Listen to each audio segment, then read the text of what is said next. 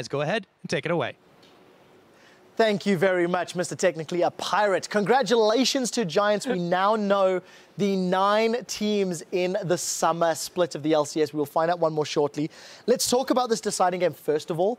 It was very chaotic. It was very aggressive.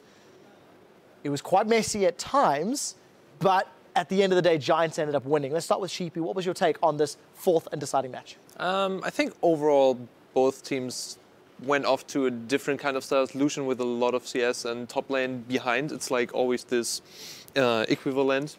And then into the mid game, there was just a lot of fighting, 10-10 in kills at some point, and it was very, very close. And Giants just, I think, with experience, pulling slowly ahead and winning the team fights for them. Stress, tell me a little bit more about this matchup and what you thought went right for Giants or what went wrong for Reason Gaming. You already alluded to how messy it was in general. I just kind of feel like Reason, again, we talked about how coming into this, when they get behind, they can come back in games, but I felt like Giants, when they got a lead, were a lot more decisive. Only really that game 3 where Reason got the lead at 10 minutes and a fair lead. It was only a couple of 100 gold, but more than they normally get.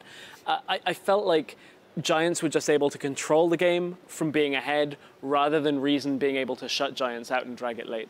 Yeah, I think also that what we've seen is just the experience from Giants flanking the backline, and they just do this really well. We also see why those picks like Diana, LeBlanc, Hecarim are really, really effective, because they just reach at some point, do the turn, reach the backline, instantly kill them, and it was really not an easy game for the Strings. It wasn't, and we just happened to have an example of one of these flanking side lanes. If we can pull that replay up onto your screen. It's very early on.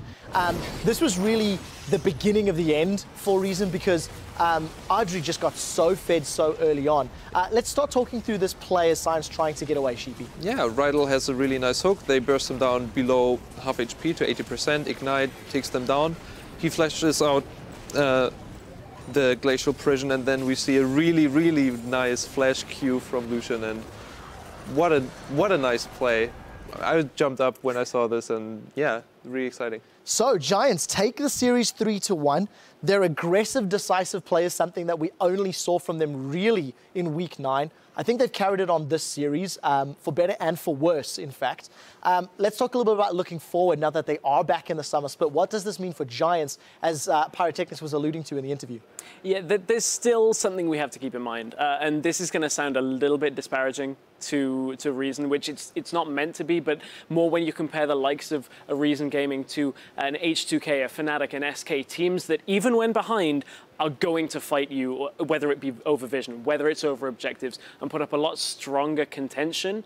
I feel like we're still yet to see Giants do that against one of the top teams at all. That is what Giants now have to work on with Yamato Cannon, their new coach. They have to get better in those circumstances and make sure they can continue on this kind of form. Yeah, we'll have to find out if they can continue to grow. It's nice to see, at least from week 9 to now, their style has increased. And we want to highlight just one player who we felt was integral in securing that spot in the LCS Summer Split.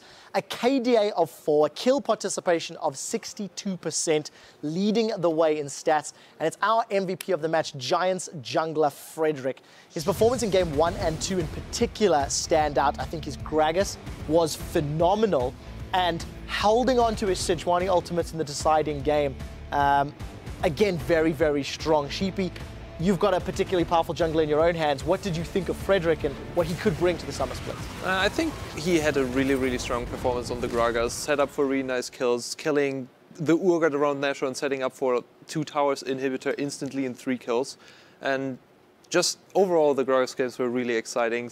Also, the body slam into the Sion ultimate, you just see over and over the place. So I think we have a lot to see from Frederick.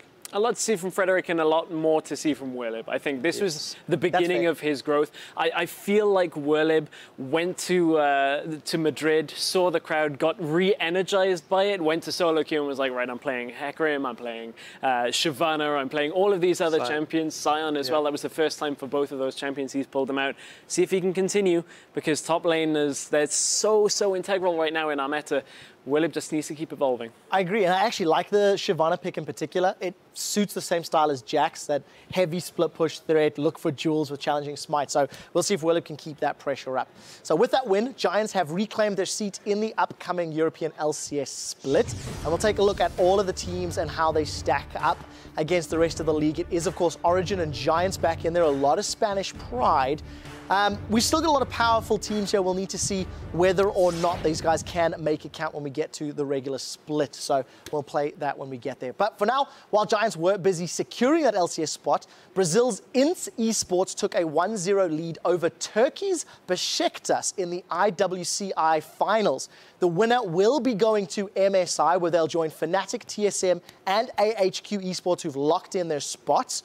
LPL still needs to figure out who they're sending, and LCK will send either the GE Tigers or SK Telecom to represent Korea. We'll find out from their final next week. Huge props to the Oceanic guys who've been casting for 5 days straight. Back in the LCS, there's only one more room, one more team for the summer split. We'll be right back and figure out if it's Roccat or the second-seeded challenger squad, Copenhagen Wolves Academy. Now, before we go, we will be hearing from Copenhagen. When we formed, everyone knew each other quite a bit already. And then we wanted like a powerhouse of the Netherlands. So we took pretty much everyone from the best in their role. And then we formed a team, and at first we just wanted to